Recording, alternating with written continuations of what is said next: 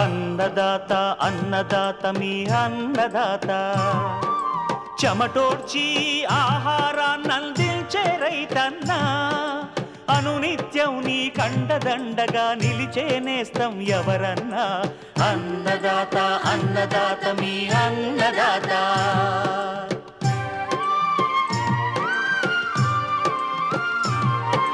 నూతన రీతుల సాగుబడికి నూరింతలు పెరిగే దిగుబడికి సూచనలిచ్చే సస్య రక్షణకు పశు పోషణకి శాస్త్ర విజ్ఞానం అందించి ముందుకు నడిపే తెలుగు రైతు భారతదేశానికి మకుటం అయ్యేలా తీర్చిదిద్దే ఆశయంతో మిమ్ము మేలు కొలిపేది అన్నదాత అన్నదాత అన్నదాత మీ అన్నదాత అన్నదాత అన్నదాత మీ అన్నదాత.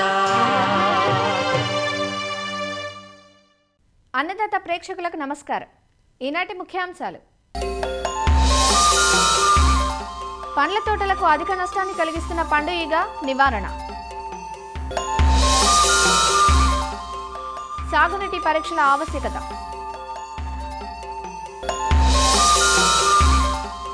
అలంకరణ చేపల పెంపకంలో మెలకువలు,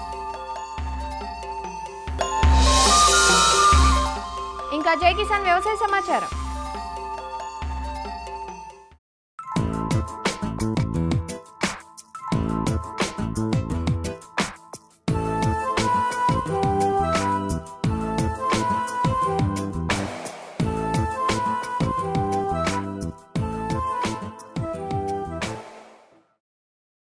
ఇటీవలి కాలంలో పండ్ల తోటల రైతులకు కంటి మీద కునుకు లేకుండా చేస్తున్న పురుగు పండు ఈగ.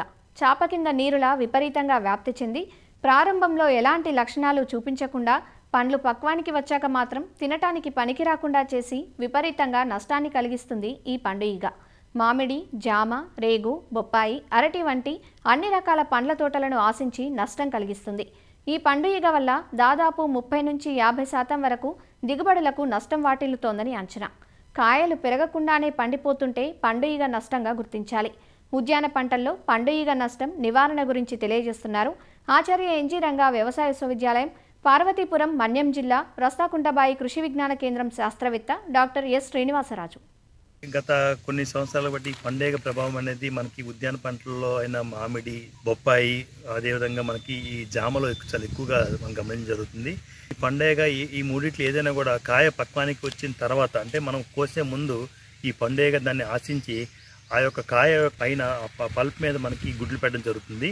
ఈ గుడ్లు ఒదిగిన తర్వాత మనకి లార్వాలుగా రూపాంతరం చెంది ఆ లోపల అంతా ఈ పల్ప్ని బాగా ఆశ్రయం చేసి మొత్తం అంతా ఆ పల్ప్ అనేది తినకుండా, ఎడిబుల్ కాకుండా మనకి చాలా నాశనం చేసి దాన్ని రాలిపోయే విధంగా చేస్తాయి.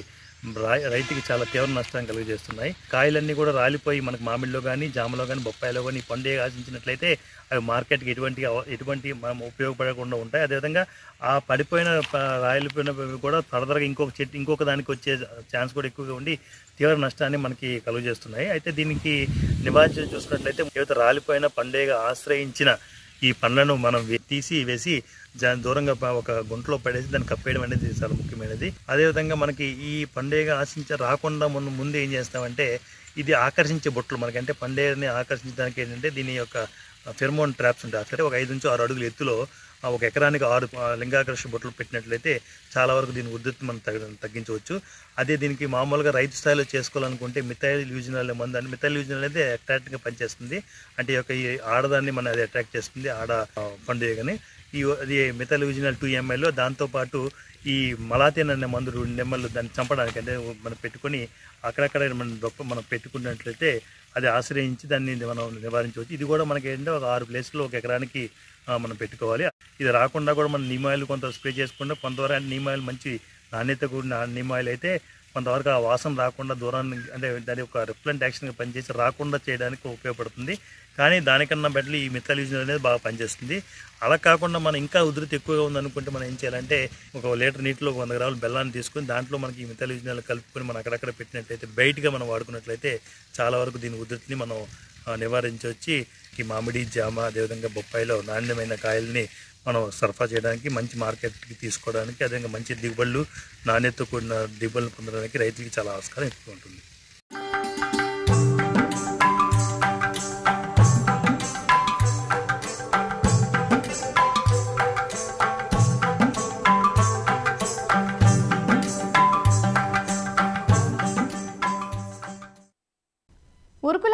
జీవితంలో ఒత్తిళ్ల నుంచి ఉపశమనం కలిగించి మానసికోల్లాసం పంచేవి మిద్దె తోటలైతే వీటి సరసన చేరాయి అక్వేరియం చేపలు.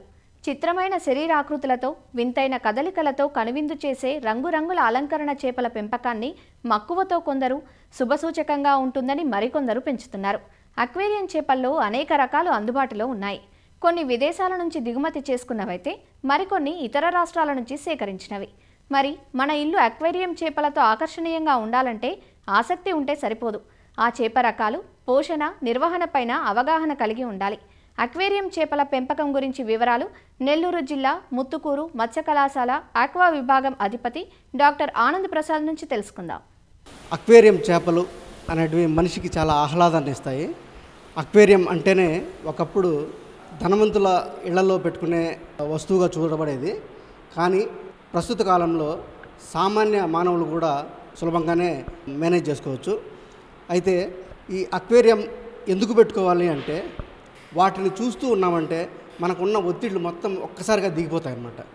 ఈ అక్వేరియం చేపలను మెయింటైన్ చేసుకోవాలంటే ఎక్కడ పెట్టుకోవాలంటే, కృత్రిమ వాతావరణము, గాజు పలకలతోటి చతురస్రాకారంలో కానీ, దీర్ఘచతురస్రాకారంలో కానీ, గుండ్రంగా కానీ మనకి ఏ విధంగా నచ్చితే ఆ విధంగా తయారు చేసుకొని ఇంట్లో పెట్టుకోవచ్చు. దాంట్లో నీళ్ళన్నీ పోసేసి దాంట్లో కొన్ని గులకరాళ్ళు కింద వేసేస్తాం అన్నమాట. గులకరాళ్ళు ఎందుకు వేస్తామంటే, చేపలు అందులో తిరిగేటప్పుడు అవి విసర్జించిన వ్యర్థ పదార్థాలు, చేపలకు వేసిన మేతలోని తినకుండా ఆగిపోయిన మేత అంతా రాళ్లలో కలిసిపోతుంది.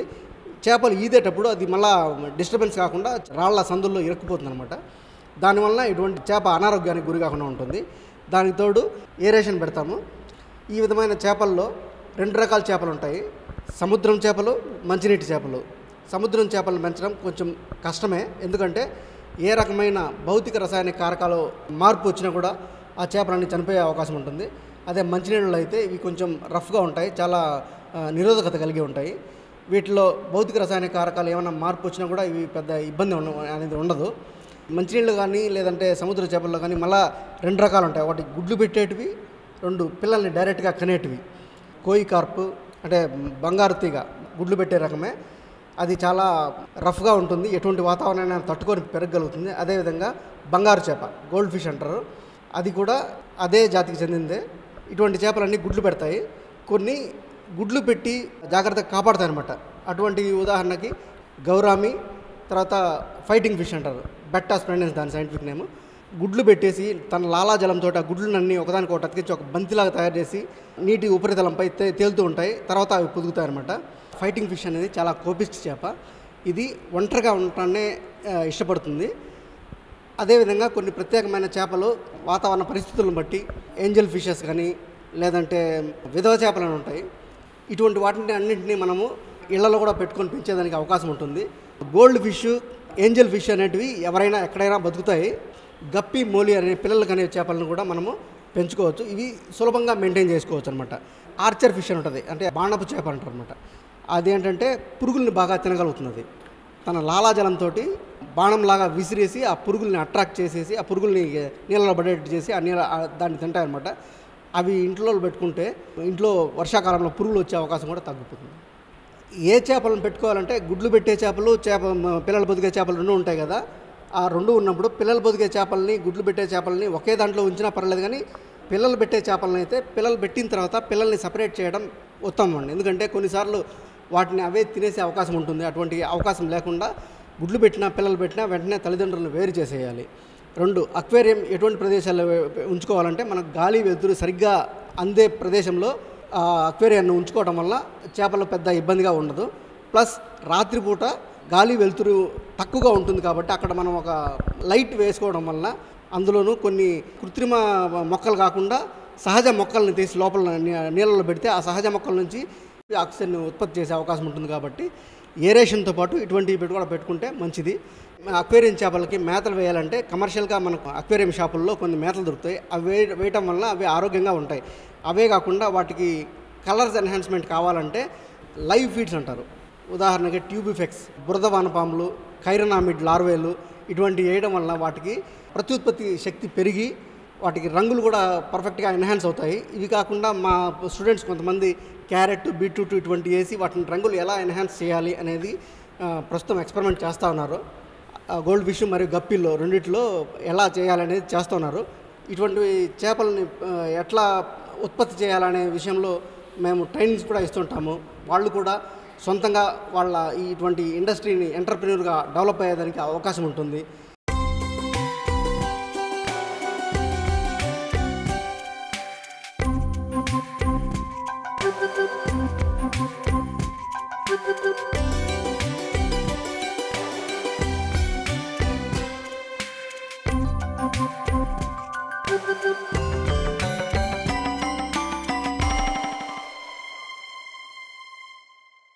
పంటల పెరుగుదలకు సాగు భూమి యోగ్యంగా ఉండటం ఎంత అవసరమో సాగునీరు నాణ్యంగా ఉండటం కూడా అంతే అవసరం.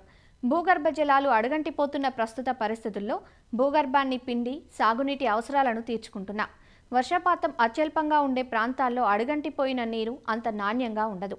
చాలా చోట్ల ఉప్పు నీరే పెట్టాల్సి వస్తుంది. లవణాల శాతం అధికంగా ఉన్న కఠిన జలం పంటలకు హానికరంగా పరిణమిస్తుంది. ఉప్పు నీటి వల్ల పంటల్లో ఎదుగుదల, దిగుబడి సరిగా ఉండదు. మరి ఏం చేస్తాం? నీటిని మార్చలేం కదా, అందుబాటులో ఉన్న నీటినే కదా వాడుకోవాలి అనే సందేహం మీకు రావడం సహజం. అయితే నీటి పరీక్షలు చేయించుకొని కొన్ని మెలకువలు పాటించడం ద్వారా పంటకు హాని జరగకుండా నివారించవచ్చని శాస్త్రవేత్తలు సూచిస్తున్నారు. సాగునీటి పరీక్షలు ఎందుకు అవసరమో, ఉప్పు నీరు, లవణాలు ఎక్కువగా ఉండే నీరు వాడేటప్పుడు ఎలాంటి జాగ్రత్తలు తీసుకోవాలో రాజేంద్రనగర్లోని ప్రొఫెసర్ జయశంకర్ తెలంగాణ రాష్ట్ర వ్యవసాయ విశ్వవిద్యాలయం సాయిల్ హెల్త్ మేనేజ్మెంట్ విభాగం ప్రధాన శాస్త్రవేత్త మరియు అధిపతి డాక్టర్ మాధవి నుంచి తెలుసుకుందాం. ఈ మధ్యకాలంలో అందరూ గమనిస్తుంది ఏంటంటే వాళ్ళ బోర్ నీళ్ళల్లో చాలా వరకు లవణాలు ఉన్నట్టు చాలామంది మన రైతు సోదరులు తెలియజేస్తున్నారు. ఇప్పుడు నీటి పరీక్ష కూడా తప్పనిసరిగా చేయించుకోవాల్సిన అవసరం ఏర్పడింది. ఎందుకనంటే మనకి ఈ వాతావరణ మార్పుల వలన ఒక సంవత్సరం ఎక్కువ వర్షాలు పడటం, ఒక సంవత్సరం ఏమో అసలు వర్షాలు లేకుండా ఉండటం, లేకపోతే ఒకటేసారి ఎక్కువ వర్షం కురిచేసి తర్వాత అసలు వర్షాలు లేకుండా ఉండటం. సో ఈ కారణాలన్నిటి మూలాన ఏమవుతుందంటే మన భూగర్భ జలాలు ఒక్కోసారి బాగా అడుగంటిపోతున్నాయి, ఒక్కోసారి పైదాకా వస్తున్నాయి అన్నమాట. ఇట్లాంటి కారణాల వలన భూగర్భ జలాలలో లవణాల పరిమాణం ఒకసారి ఎక్కువగా ఉండటం, ఒకసారి తక్కువగా ఉండటం మనం గమనిస్తున్నాము. ఈ లవణ పరిమాణం గనక ఎక్కువగా ఉంటే గనక అది మన పంటకి చాలా వరకు నష్టం చేకూరుస్తుంది. కాబట్టి మన రైతు సోదరులు గమనించవలసింది ఏంటంటే వాళ్ళు ఏ నీరైతే పారిస్తారో వారి పంటలకి ఆ నీటిని మాత్రం పరీక్ష చేయించుకోవాల్సిన అవసరం ఎంతైనా ఉంది. బోర్ని మీరు ఆన్ చేసి ఒక 10-15 నిమిషాలు ఆ బోర్ నీళ్ళని వదిలేసేయాలి. ప్లాస్టిక్ సీసా అవనివ్వండి, లేకపోతే గాజు సీసా అవనివ్వండి, ఏదైనా కానీ శుభ్రంగా ఉండాలన్నమాట. ఆ శుభ్రంగా ఉన్న సీసాలో ఆ బోర్ నీటితో 3-4 సార్లు బాగా కడగాలి. కడిగేసి 1/2 లీటరు ఆ బోర్ నీళ్లు మీరు పట్టి అదే రోజు భూసార పరీక్షా కేంద్రానికి పంపించాలి పరీక్ష చేయడానికి. అంతేగాని మీరు ఆ బోర్ నీళ్ళని పట్టి ఒక 4-5 రోజులు మీ దగ్గర ఉంచుకొని ఆ తర్వాత కనుక మీరు పరీక్షా కేంద్రానికి పంపిస్తే కనుక మీకు సరైన ఫలితాలు వచ్చే అవకాశం ఉండదు. ఈ నీటి నమూనాలు పరీక్ష చేయటం మూలాన మనకు తెలిసేది ఏంటంటే ముఖ్యంగా లవణ పరిమాణం, ఉప్పు ఎంతవరకు ఉంది, మన పంటకి కీడు చేసే శాతం ఉందా, లేకపోతే తక్కువ ఉందా, లేకపోతే ఎక్కువ ఉందా, అలాంటిది మనకి ముఖ్యంగా తెలుస్తుంది అన్నమాట. ఇందులో ఆ లవణ పరిమాణం అనేది ఎక్కువగా ఉంటే కనుక మనం విత్తనాలు నాటినా కూడా అవి మొలకెత్తవు ఆ నీటి మూలాన. ఒకవేళ మన నేల మంచిదనుకోండి, అదే నీటిని మనం సంవత్సరాల కొలది పారించినట్టయితే కనుక మన నేల కూడా చౌడు కింద మారే అవకాశం ఉంటుంది. లవణ పరిమాణం కనుక ఎక్కువగా ఉంటే మాత్రం ఆ నీటిని మీరు ఎక్కువగా వాడొద్దు. కాకపోతే అసలు నీటిని వాడకుండా మనం ఉండలేం కాబట్టి మీకు దగ్గరలో ఏదైనా కాలువ కానీ లేకపోతే ఏదైనా ఉంటే కానీ ఆ నీటితో ఒక తడి ఇచ్చి, ఒక తడి మీ బోర్ నీళ్ళతో ఇస్తే కనుక కొంతవరకు నేలల్లోకి వెళ్ళే ఆ లవణాలని కొంతవరకు మనం తగ్గించడానికి అవకాశం ఉంటుంది. అదే కాకుండా మనకి ఈ నీటిలో సోడియం అనేది కూడా ఒక్కోసారి ఎక్కువగా ఉంటుంది. ఆ సోడియం కనుక ఎక్కువగా ఉన్నట్టు మీరు గమనిస్తే కనుక మీరు బోర్ నీళ్ళు అయితే ఎక్కడ వదులుతారో అక్కడ ఒక జిప్సమ్ సంచిని వేయాలన్నమాట. ఆ నీరు ఆ సంచి ద్వారా గనక ఆ సంచిలో నుంచి గనక బయటకు వస్తే గనక ఆ నీటిలో ఉన్న సోడియాన్ని కొంతవరకు మనం తగ్గించడానికి అవకాశం ఉంటుంది. ఒకవేళ మీకు సంపు ఉందనుకోండి, సంపు ఉంటే కనుక ఒక 2 బ్యాగులు జిప్సమ్ సంచులు ఆ సంపులో వేసేసి ఆ నీటిని మీరు పొలంలోకి పారించుకుంటే కనుక తగ్గించుకోవడానికి అవకాశం ఉంటుంది. అట్లాగే క్లోరైడ్స్ అనేవి కూడా ఎక్కువగా ఉంటాయి. ఆ ఆ క్లోరైడ్స్ ఎక్కువగా ఉన్నాయి అనుకోండి మీ నీటిలో, ఆ ఆకుల కొనలు పైనుంచి కిందకి ఎండిపోతాయి అన్నమాట. ఎండిపోయి మీకు అనుకున్న దిగుబడి రాదు, చివరికి ఆ చెట్టు ఎండిపోవటం కూడా జరుగుతుంది. అట్లాగే కార్బొనేట్లు, బైకార్బొనేట్లు అని అంటాము. అవి గనక ఎక్కువ ఉంటే గనక వాటికి కూడా మనం ఏమీ చేసేది ఉండదు. వీలైనంత వరకు మనము వర్షం మీదే ఆధారపడే పంటలనే పండించుకోవాల్సిన అవసరం ఉంది. కాబట్టి మీరు రైతు సోదరులందరూ గమనించవలసింది ఏంటంటే, మట్టి నమూనా తీసుకెళ్ళి పరీక్ష చేయించుకునేటప్పుడు మీ నీటి నమూనా కూడా తీసుకెళ్ళి పరీక్ష చేయించుకొని దాని ప్రకారం వాళ్ళు ఏవి సిఫార్సు చేసి ఏ యాజమాన్య పద్ధతులు పాటించాలని చెప్తారో ఆ యాజమాన్య పద్ధతులు కనుక మనం పాటిస్తే కనుక కొంతవరకు మనం పెట్టిన పంట నుంచి దిగుబడి సాధించడానికి అవకాశం ఉంటుంది.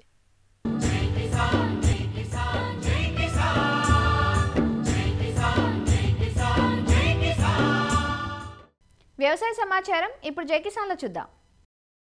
ఆముదం పంటలో ఐసీఏఆర్, భారతీయ నూనె గింజల పరిశోధనా సంస్థ ఐఐఓఆర్ విప్లవాత్మక టెక్నాలజీని ఆవిష్కరించింది. పెరుగుదల నియంత్రణతో సాగుకాలం తగ్గడంతో పాటు పంట ఎత్తు సైతం తగ్గేలా పంటపై ప్రయోగాలు చేస్తున్నారు.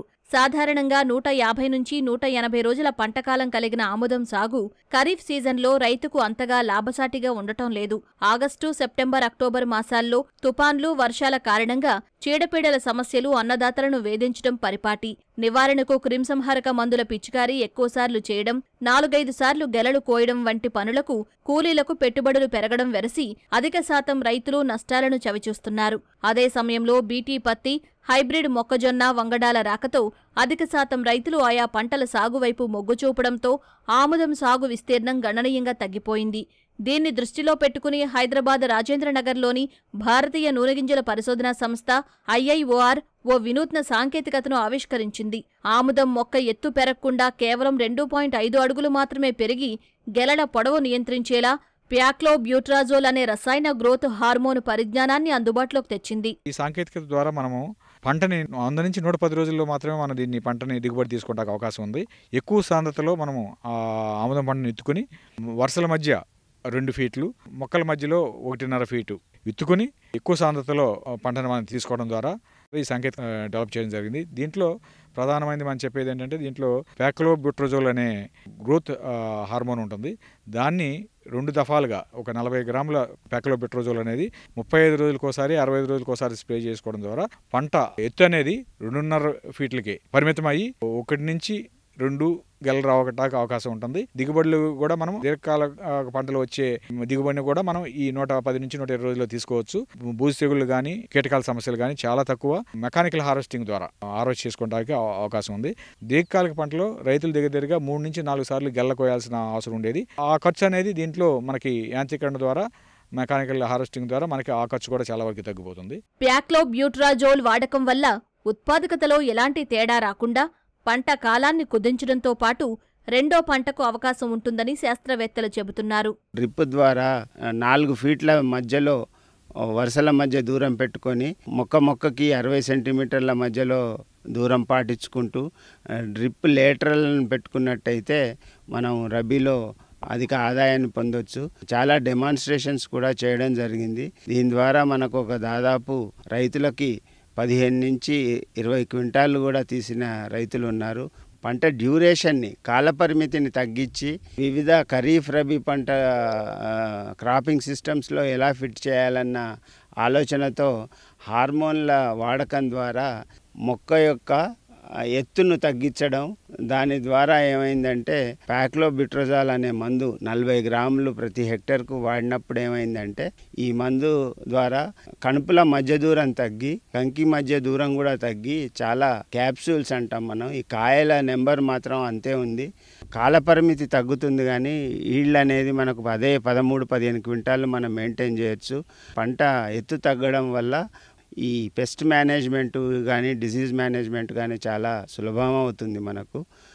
అలాగే 110 రోజులు, 120 రోజుల్లో మనం ఈ పంటను తీసేసుకొని వేరే పంటను వేసుకోవడం వల్ల 2 పంటలు, 3వ పంటకు కూడా ఆస్కారం ఉంటుంది. అదేవిధంగా గుజరాత్ రాష్ట్రంలో ఏ విధంగా దీన్ని ఇరిగేటెడ్ కండిషన్స్లో పండిస్తున్నారు అంటే, వాళ్ళు కూడా కాలపరిమితి తక్కువ ఉన్న రకాలు హైబ్రిడ్లను చూస్తున్నారు. కాబట్టి ఇలాంటి హార్మోన్ల వాడకం ద్వారా మనం కాల పరిమితిని, హైట్ను మరియు ఈల్డ్ తగ్గకుండా ఈ పంటను తీసుకొని వేరే క్రాపింగ్ సిస్టమ్స్లో కూడా ఫిట్ చేయవచ్చు. ఫర్ ఎగ్జాంపుల్ ఇప్పుడు ఖరీఫ్లో మనం చూసుకున్నట్టయితే మే జూన్లో వేసుకున్నప్పుడు ఇది అక్టోబర్ వరకు అయిపోతుంది ఇలాంటి స్ప్రేలు చేసుకోవడం వల్ల. అలాగే రబీలో చూసుకున్నట్టయితే మనం మినుములు కానీ పెసర్లు కానీ వేసుకొని ఖరీఫ్లో దాన్ని రబీలో ఈ పంటను వేసుకున్నట్టయితే మనం 3-4 నెలల్లో దీన్ని ఈ పంట సాయాన్ని తీసుకోవచ్చు. ఈ విధంగా ఈ స్ట్రాటజీస్ వాడి ఆముదం పంటను మళ్ళీ పూర్వ వైభవాన్ని తీసుకురావచ్చని ఆశిస్తున్నాము. రైతులకు ఎక్కడైతే ఖర్చు ఎక్కువ అవుతున్నదో, లేబర్ కొరత ఎక్కడైతే ఉన్నదో ఇవన్నీ కూడా చాలా వరకు తగ్గించడానికి వీలవుతున్నది. మళ్ళీ మనకి స్ప్రే చేయడానికి ప్యాక్లోబుట్రాజోల్ అనేది స్ప్రే చేయడానికి 30 గ్రాములు ఒక ఎకరానికి సరిపోతుంది. దాదాపు మనకు మొత్తం ఖర్చు కూడా 300 రూపాయల ఖర్చు అవుతుంది. మనం 300 రూపాయలు ఖర్చు పెట్టి పంట వ్యవధిని దాదాపు 2 నుండి 3 నెలల వరకు కుదించగలుగుతున్నాం. ఉత్పాదకతలో మనకి ఏం తేడా రావట్లేదు. ఏదైతే 150 నుండి 180 రోజుల పంటకి మరియు ఇప్పుడు ఈ స్ప్రే చేసిన తర్వాత 100 నుండి 110 రోజులలో వచ్చిన పంటకి దిగుబడిలో ఏ తేడా కూడా రావట్లేదు. కానీ ఖర్చు చాలా వరకు తగ్గుతున్నది. రెండోది ఏంటంటే మనకు 110 రోజులకు ఈ ఆముదాన్ని మనం కోసిన తర్వాత ఇంకొక పంట తీసుకోవడానికి మనకు అవకాశం కలుగుతున్నది. సో ఇక్కడ మనకు కూలీల ఖర్చు తగ్గుతున్నది, దిగుబడి సేమ్ ఉంటున్నది, ఇంకో పంట తీసుకోవడానికి కూడా రైతులకు అవకాశం వస్తున్నది. ఇంకా రబీలో మనకు ఆముదం వేసుకున్నట్టయితే అక్టోబర్ నవంబర్లో మనము ఈ ఆముదాన్ని వేసుకొని ఈ ప్యాక్లోబుట్రాజోల్తోని మనం స్ప్రే చేసినప్పుడు దాదాపు మనకు జనవరి వరకు పంట తయారైపోతుంది, పంట కోతకు వస్తుంది. జనవరి తర్వాత సంక్రాంతి తర్వాత మనము నువ్వులు వేసుకున్నట్టయితే రైతులు ఇంకో పంట అధికంగా తీసుకొని వాళ్ళ ఆదాయాన్ని కూడా పెంచుకోవడానికి అవకాశం ఉంది. సో ఇంత మంచి సాంకేతిక పరిజ్ఞానాన్ని రైతుల పొలాలలో విస్తృతంగా మనము ప్రదర్శించడానికి ఈ సంవత్సరం మనము ఖరీఫ్లో ప్రదర్శన క్షేత్రాలు ఏర్పాటు చేస్తున్నాము. ముఖ్యంగా ఖరీఫ్లో దాదాపుగా ఒక 200 ఎకరాలలో ఈ యొక్క సాంకేతిక పరిజ్ఞానాన్ని రైతులకు చూపెట్టడానికి ప్రయత్నం చేస్తున్నాము. ఆ తర్వాత రబీలో కూడా ఇంకో 200 ఎకరాలలో ఈ సాంకేతిక పరిజ్ఞానాన్ని రైతులకు చూపెట్టడానికి ప్రయత్నం చేస్తున్నాం. దేశీయంగా అంతర్జాతీయ విపణిలో ఆముదం పంటకు డిమాండ్ ఉంది. విలువ ఆధారితంగానూ ఆముదం వినియోగం రోజురోజుకీ పెరుగుతోంది. ఈ నేపథ్యంలో అవకాశం ఉన్న భూముల్లో ఆముదం పంటను విస్తరించేందుకు తమ వంతు సహకారాన్ని అందిస్తున్నామని IIOR శాస్త్రవేత్తలు చెబుతున్నారు. మరిన్ని విభిన్న అంశాలతో రేపటి అన్నదాతలో మళ్ళీ కలుసుకుందాం. నమస్కారం. అన్నదాతలు తమ సందేహాలు, సమస్యలను 1800-425-4085 టోల్ ఫ్రీ నెంబర్లో ఉదయం 10 గంటల నుంచి 11 గంటల మధ్య పని దినాలలో సంప్రదించగలరు. ఈ కార్యక్రమాన్ని యూట్యూబ్లో www.youtube.com/అన్నదాత-ETV లింక్ ద్వారా వీక్షించవచ్చు. అన్నదాత కథనాలు ఈటీవీ విన్ మొబైల్ యాప్లో వీక్షించండి.